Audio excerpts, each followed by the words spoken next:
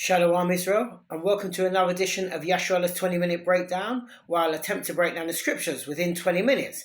But first and foremost, you know how we do. We give all praises to Yahweh, Bahashem, Yahweh Shai, Waha, Rakah, Kadash, and the Akims and the elders in the highways and byways pushing this word in truth and sincerity, and the elder women teaching the younger women, and the solar brothers going out there making videos, edifying the body, pushing the truth according to scriptures. All praises.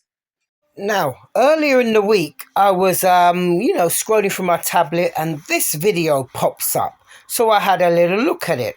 And this is Gino Jennings debating a Muslim guy about eating pork. Now, Gino Jennings believes Yahweh Shai, the one you call Christ, made all foods clean. And he believes now you can eat anything once you pray over it. And this guy's channel, who this video is on, this is a guy called, a Christian guy, obviously, a guy called Joyful Faith. Now, he believes the same thing, and this is why he's put the debate on his channel, thinking that he's proving that all foods are clean just because Gino Jennings have a debate with this Muslim guy, and whether Gino Jennings believes, he was right what he was saying and went to certain scriptures, misused them as the Christians do. Now, I saw this video and I watched it. Then I left a comment on his channel. So he replied. So we've had a back and forth over a few days where when I send him a message, it will take a little while, but eventually he replies. Now he started off trying to say the book of Acts, the 10th chapter, was about, being able to eat. Peter got the vision. He was now being showed a deeper understanding that he can now eat foods that were once deemed unclean. Now, I went and showed him that's not the case. Now, even I showed him that in Acts chapter 10 verse 17, when Peter received that vision, Peter doubted in his mind what that vision could mean. So Peter didn't do like the Christians. You get something and think, oh good, I can eat anything. Peter knew the law. So Peter knew the Most High God ain't going to set a law that showing animals were unclean, and now all of a sudden they're all clean. You can eat anything. Now Christ has come on the scene. Everything is clean. Christ cleans everything. Peter doubted that vision because Peter knew that was not so. And when you go to verse 28 of the same Acts chapter 10, now Peter gets the understanding of that vision, which was meaning that, God cleansed the men's hearts. Now, I showed this guy this, but he tried to say, yes, he agreed that that vision wasn't about food, but according to him now, he tried to explain to me there was a deeper meaning in that, whereas that was showing now a deeper meaning to show foods now are clean also, which you won't find anything of that nature in that verse, chapter, or anywhere in the Bible. Then the same guy, he ran to the book of Mark, where it says, what goes into the belly doesn't defile a man, which the same thing talks about in the book of Matthew as well. He goes to Mark 7. But Matthew 15 talks of the same thing. So I went there also messaging him, showing him that that's talking about eating with unwashed hands. And in Matthew 15 and 20, it clarifies it there also. And also I showed him in Mark chapter 7, verse 19, only in the NIV and the NLT, it's been added at the end where it says, with this saying, Jesus declared all foods clean. That part was added by the translators because in the original text, you find nothing of that sort. Then from that point now, he runs to the book of Timothy 4 and 4. So I showed him there again. That is showing you, when you read verse 5 is the answer, showing you that foods that's supposed to be received with thanksgiving is those that you read about in Leviticus 11 and Deuteronomy 14. Because it says, these are ones that are sanctified by the word of God and prayer. So it's showing you that there are foods that's sanctified. Yes, all creatures are good because there's creatures like even the pig is good for its purpose, not for consumption, but for the purpose it was made for. So yes, it is good, but it's not good for consumption because the Most High didn't ordain us to eat pork. So I showed him there. Then after that, after a day or two, he comes back with Romans chapter 14 and verse 14. So this is what I'm going to tackle now, is Romans chapter 14 verse 14, because he goes straight to Romans 14 and verse 14. And when we get into the lesson, I'll read it and then we're going to break that down to show there again, that's not saying you can eat any foods. That's not what it's saying. It's Paul is being really specific here about something that was going on in that time. So he's bringing clarity to learnt men. And that's one thing people seem to miss, that these are letters to learnt men, not your destroyed everyday Christian. Wasn't written to them. And this is why Christians can't break down the Bible, because they're not keeping any laws. They think the laws are done away with, and I keep the law of Christ. And like the same guy, this joyful faith guy, goes also to tell me that the law of Moses brought the law, and the Most High God brought the commandments. Then I took him to Exodus chapter 24, verse 12, to show him that those laws and commandments all came from the Most High God. Only that reason why it's called the law of Moses, because Moses delivered them to the Israelites, hence the law of Moses, but they're all the Most High God's laws. Now he totally negated that and went somewhere else to try to show where Moses wrote them down and this and that. Whether Moses wrote them down or not, that's not the issue. The issue is they are still all the Most High God's laws. Moses didn't think up these things and just give them to the Israelites. He was commanded by the Most High to do these things, and that's what he did. So, with that said, we're going to get into this lesson, and I'm going to start with the book of Romans, chapter 14 and verse 14. I'm going to read that first, and then we're going to break that down with various verses. So, until one or two things happen, I'll make my point, or the timer goes and I run out of time. So there we go. So, with that said, I've got my timer, and I'm going to start in 3, 2, 1. Boom, let's go. Romans chapter 14 and verse 14, and it reads, I know and am persuaded by the Mashiach Yahushai that there is nothing unclean of itself, but to him that esteemeth anything to be unclean, to him it is unclean. Now that's the verse there he went to try to say, see, there is a verse in the Bible that says nothing is unclean. But the problem with this Christian, this joyful faith, he doesn't understand the scriptures. And here's why. Watch this. This is the book of Psalms 111 and verse 10, and it reads, the fear of Yahweh is the beginning of wisdom. A good understanding have all they that do his commandments. His praise enjoy forever. And watch this, I'm going to back it up with another verse. Ecclesiasticus chapter 32 and verse 24, and it reads, he that believeth in the Lord taketh heed to the commandments, and he that trusteth in him shall never fear the worst. Now that's why he can't break down this Romans 14, because he's not keeping any laws, statutes, or commandments. What he's doing, he's teaching you, and this is what he's doing as well. He's forsaking Moses. That's what he's doing, because he doesn't want to keep any laws that Moses delivered, which he's not realizing. The same laws that Yahushua, the one you call Christ, is pushing is exactly the same laws that Moses was pushing, except animal sacrifice to atone for your transgressions. Now, watch this. We're going to jump back to Romans chapter 14, but we're going to take it at verse 1 into 2. Listen to the context of what's going on here, and then I'm going to jump to another chapter to prove that. Watch this.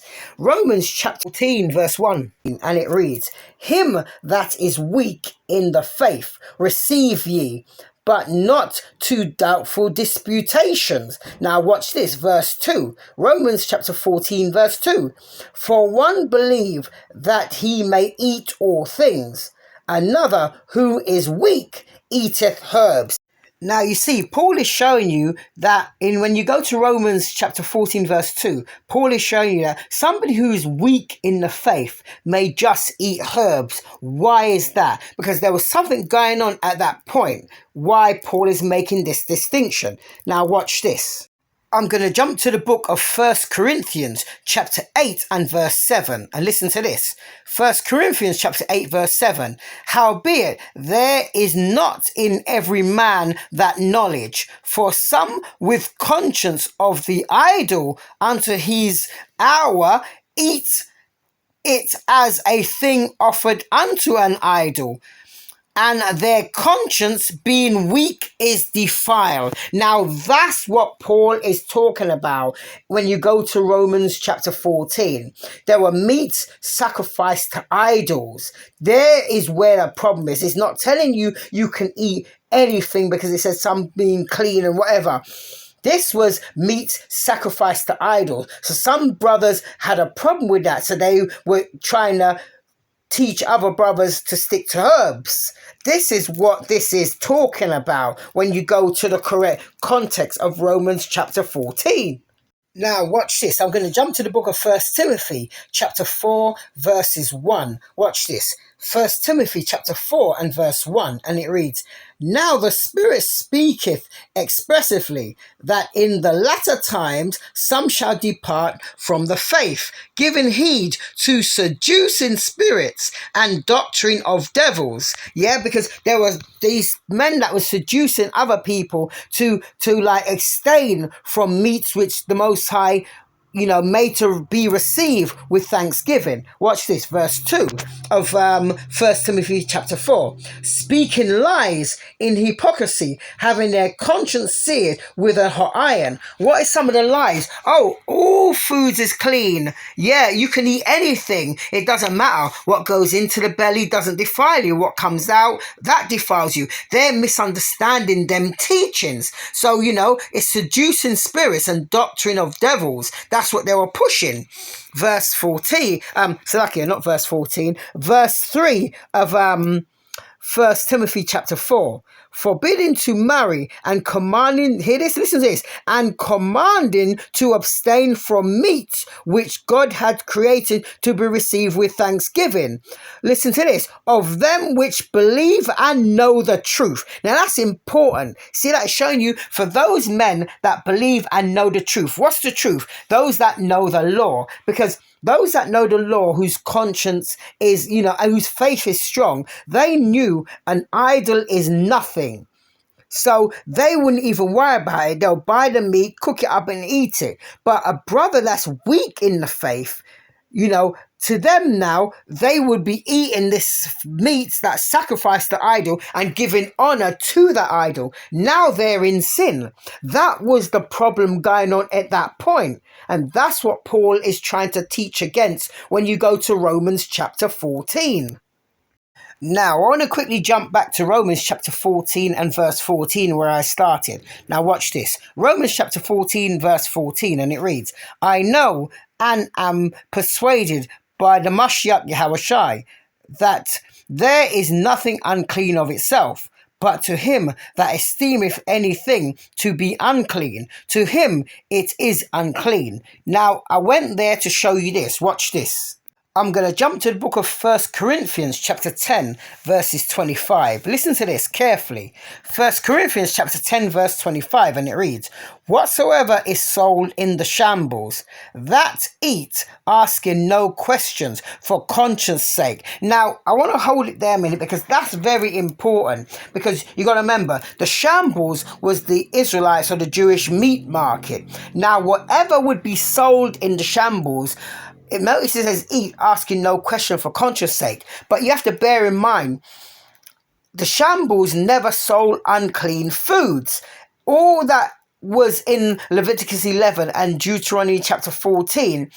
If it was unclean, it wouldn't be in the Israelites' meat market. So this is why you have to have that proper understanding. When it says eat all things or nothing is unclean, it's not talking about the foods that the Most High deem unclean, because they are unclean. This is referring to, when I read on, you're going to see what this is talking about as well. But this is what we need to understand, that we have to get it in this correct context. The uncleanness this is talking about is the sacrificing to idols. That was the major problem, because there were meats they were sacrificing to idols. So some people's conscience were weak, so what they'll do, they'll stick to herbs, so they won't have to worry about the meats that were sacrificed. But those other brothers that were strong in the faith knew an idol was nothing, so they didn't give homage to that. They just knew it was food, and they, brought it, took it home, cook it up and ate it. Their conscience was clear because they wasn't giving homage to that idol, or they didn't even acknowledge the idol, because they know an idol is nothing. There's only one true living God, which is Yahweh, and there's one true Son, which is Yahushai. That's all they knew at that point, So, it was a done deal for them. Now, let me read on. I'm going to jump to, I'm going to stay in 1 Corinthians chapter 10, but I'm going to now read, sorry, I've just lost where I was. Read verse 26. Actually, I'm going to read verse 25 right through to 26 and onwards. Listen to this.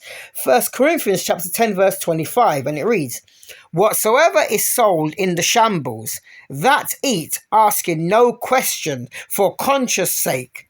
Verse 26, for the earth is Yahweh's, and the fullness thereof.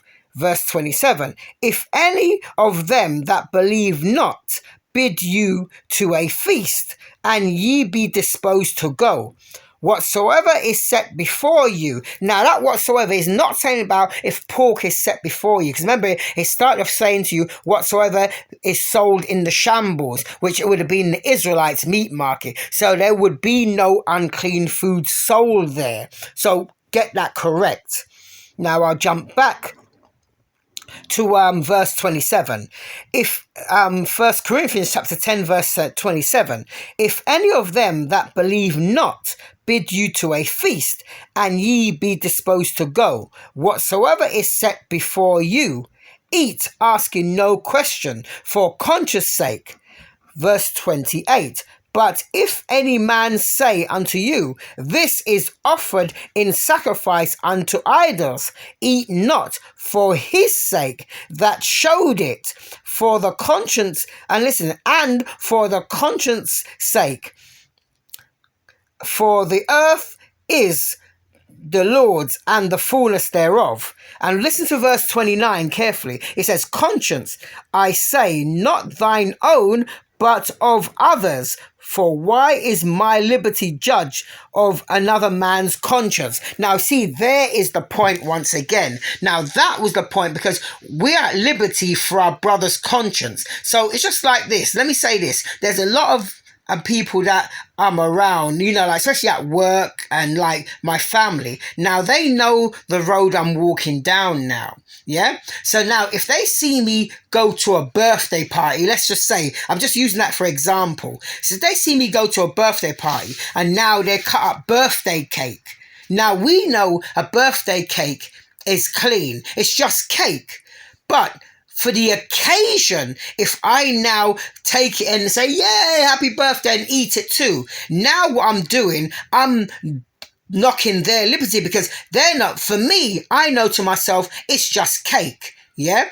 But if I'm paying homage to that, now I'm in transgression. And also, now their liberty now, because they're weak in the faith, so they look at me and think, well, this guy's walking in the way of Yahweh, and if he's eating it, it must be okay. So they're eating it, and their conscience is pricked, but they think it's okay now because I've ate it. So now I'm bringing their conscience into doubt, and that's why it says not of mine own. So there's things you shouldn't do around others if you know others are weak in the faith. That's what this is explaining, and that's what it's explaining when you go to Romans chapter 14. It's about foods sacrificed to idols, meats sacrificed to idol. It's not saying anything is clean or if you deem it unclean. That's not what it's talking about. And watch this, I'm going to just quickly jump to 1 Corinthians chapter 8 verse 4. Listen to this.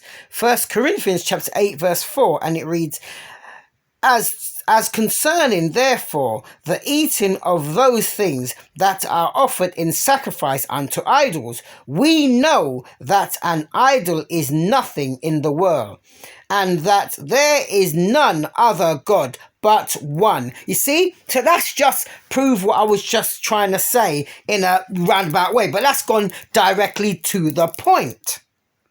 Now, watch this. I'm going to jump back to Romans chapter 14, and I'm going to read verses 13. Listen to this, one verse up.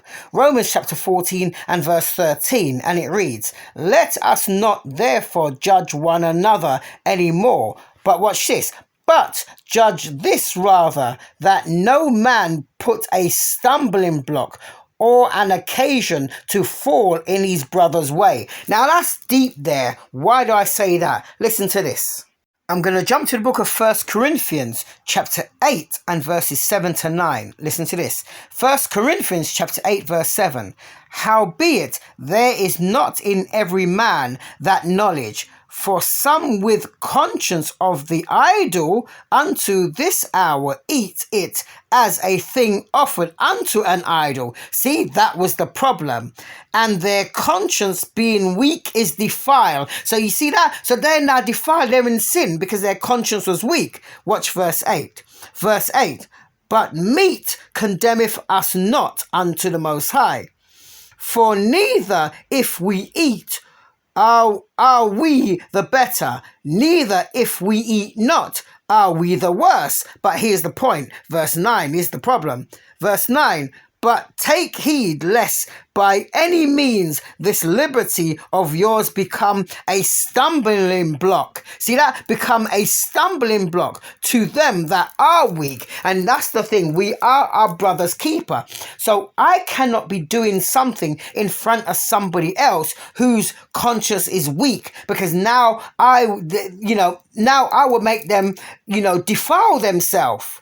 Because they're not strong in the faith and their conscience is weak. They see me do something, but because they look at the idol as something, then they eat something sacrificed to idol. Now they're in sin. Whereas me eating the same thing, I know an idol is nothing. So my conscience is clear, but I'm not in sin. But where the problem lies, if I know that brother's weak, I don't do it in front of him. That's the point right there.